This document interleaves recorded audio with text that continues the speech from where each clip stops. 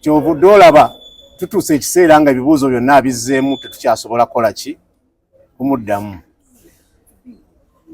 Amazima tegayinza kubikkirwa, galinga seppulingi ne bw'ogirinnyako ekola ki ekomawo. Guno gwe gumu ku misango, kubanga musango gw'abantu ogulaze obulimba, obukumpanya, okujweteka kwa NRM ne kandidate waayo Nambi,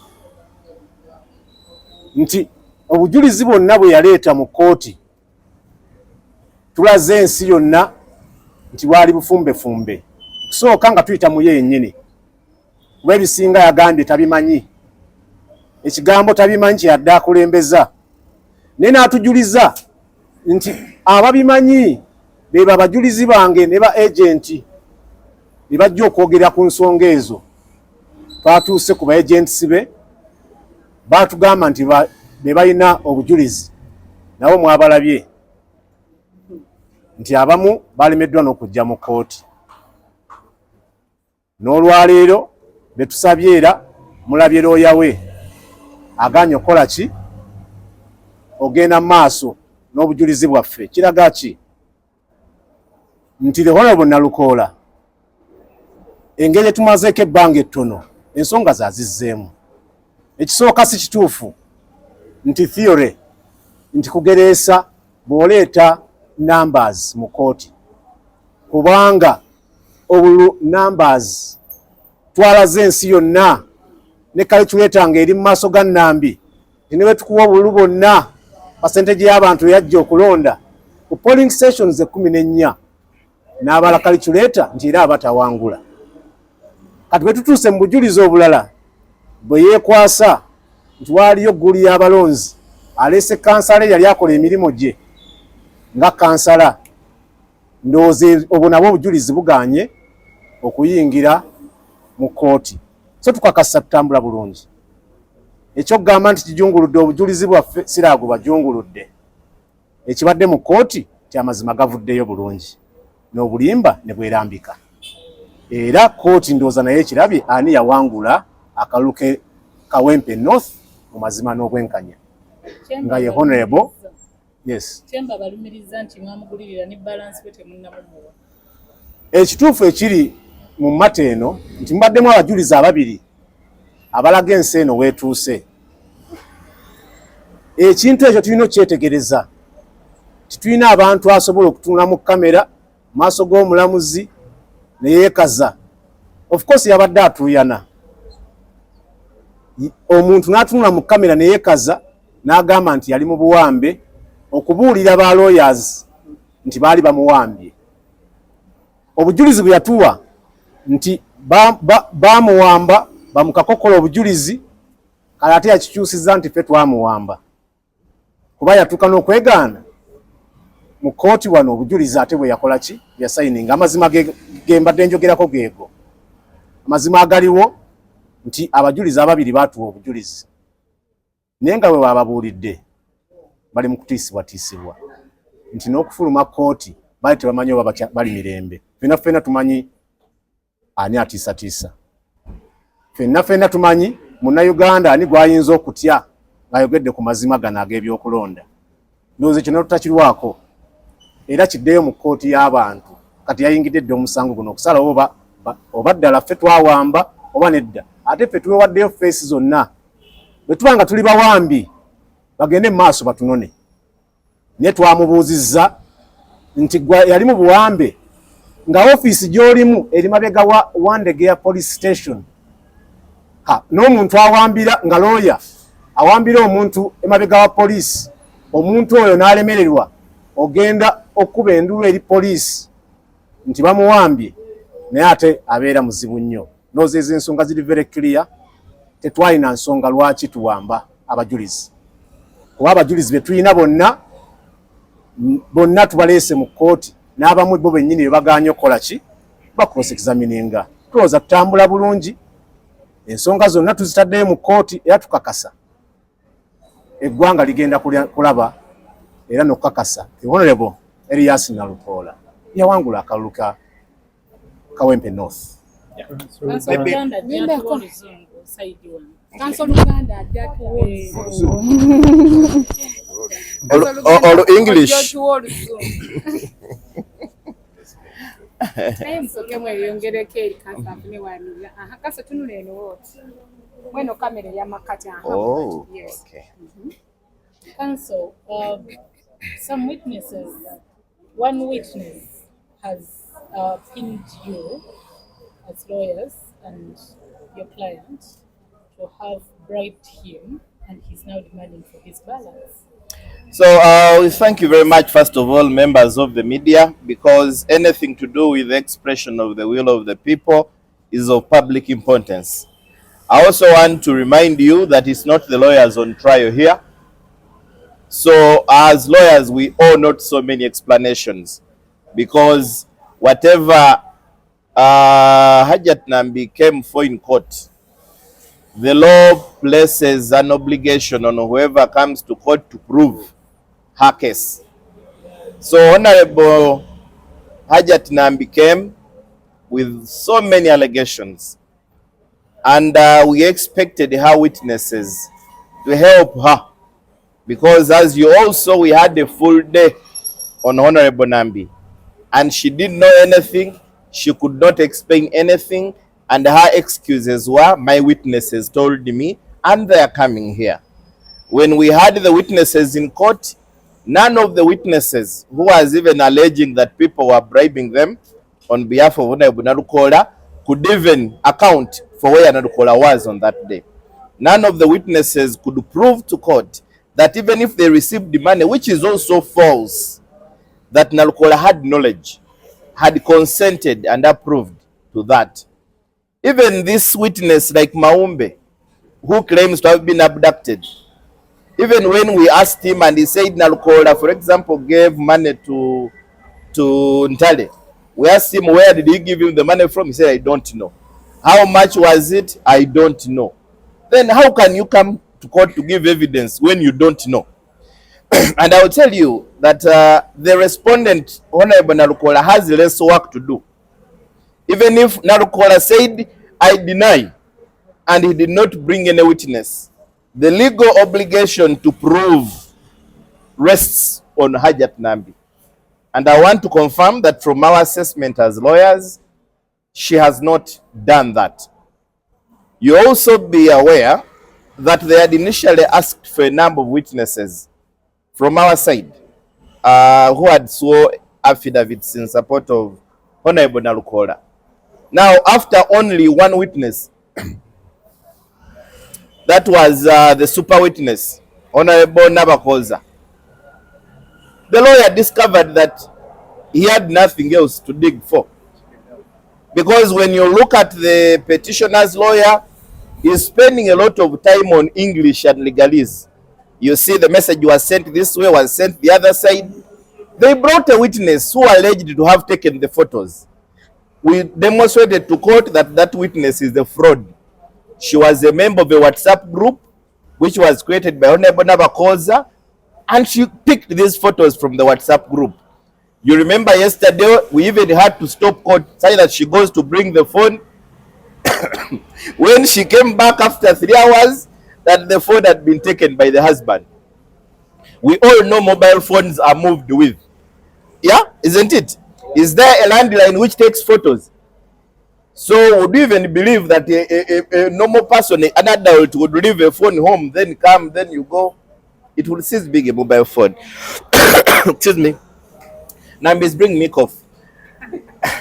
Now the other component, which for me I think is very vital, the rest of the work will be done by court. We are going into the final session to agree with the court on how we are going to treat this. But without us, the lawyers, having to speak so much, we had the Nabakoza, the witness in court. Unlike the other one, for her, she had her phone. She would account for all the photos, even the only 2 photos that had been taken from Facebook. They are the ones that didn't have a timestamp. And you'd see the lawyer trying to waste a lot of time on all the photos and ignore the 4 important photos. which we think it was a form of accountability to the client, that I asked so many questions for so many minutes, but we believe our case has not been disintegrated. So we hope and are very confident that court will be in position to do what it has to do. And you, as the people, because this has been a political case, and lucky enough, for the first time, we've had every Ugandan following. So the court and us, the lawyers, the results will come at the right time. But you, as the public, you can also judge for yourselves.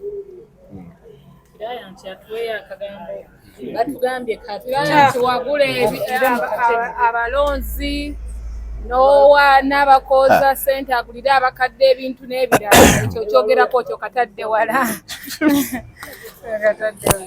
Pablo, tubute ku bulevu. Naye ndowooza mwerabiddeko.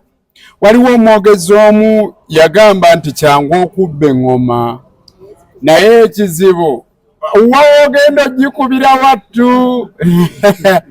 Omukyala Nambi abuliddwa wakubira eŋŋoma. Bambi atandise n'okunenya bapulida be nti nammwe muleke, mubuuzizza Nalukoola obubuuzo butono, nze bambuuza olunaku lulamba, ye mumubuulize eddakiika 2.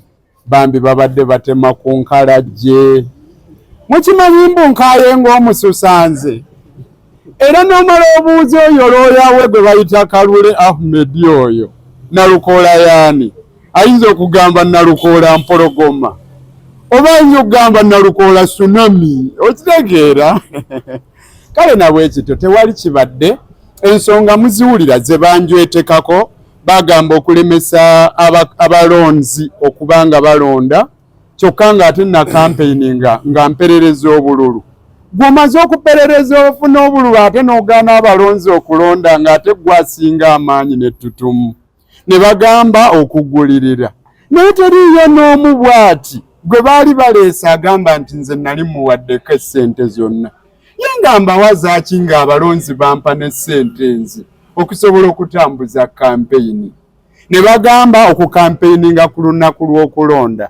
Ani yali talaba nti Nalukoola yawangula okuva ku ntandikwa? Wattu nali w'amaanyi nnyo.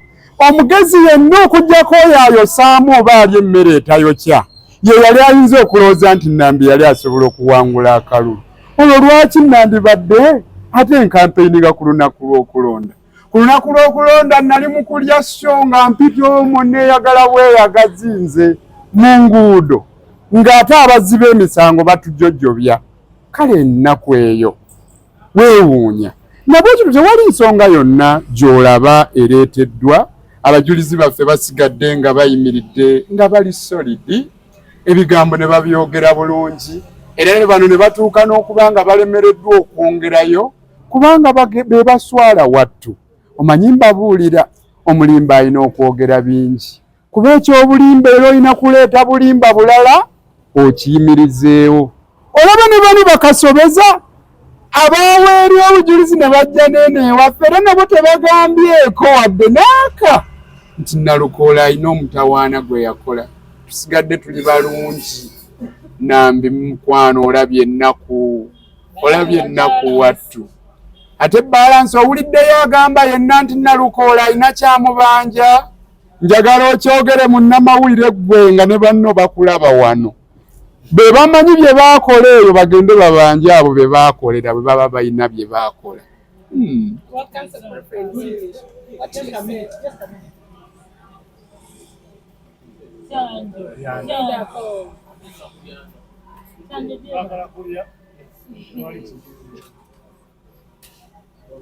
Yes, Counsel, what can you say? How would you see the proceedings? They're saying that you bribed the voters, even you sent some people, including Navakos and others. What can you say?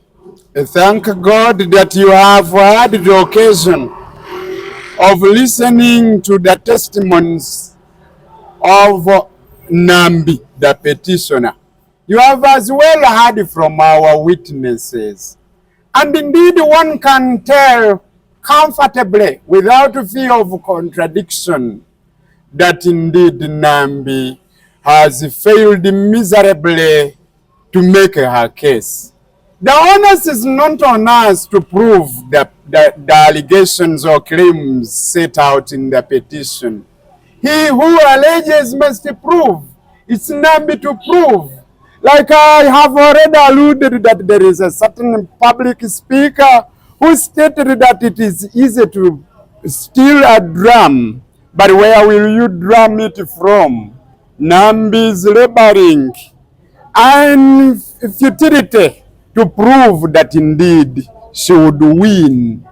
You know, she's just a wishful thinker. She wishes that she could become a member of parliament representing Kawempe North, which could not happen. She should just sit down and strategize. She can even go to any other constituency where she may be popular. But here she has failed miserably. I pray that you live longer.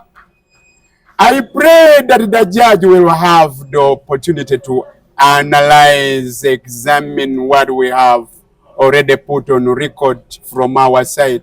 I think you have seen how our lawyers have failed to cross-examine me where they wanted us to prove their case. But it is not us. We are going back for the last session, and I pray that you will be around. And again, I pray that God makes us live longer and witness the outcome of this petition. Lastly, abantu b'ensi eno mwenna bannange mbasaba mutusonyiwe bwe wabaawo gwe tusobeza. Omanyi mu mbeera eno ey'okukontana n'okugugulana tebubulamu, olumu onyiiga, olumu n'oyogera ebinyiizaamu munno. Naye bambi mutusonyiwe, tebiba bigenderere. I would wish to apologize in case of anything that may have arisen in the course of this adversarial process.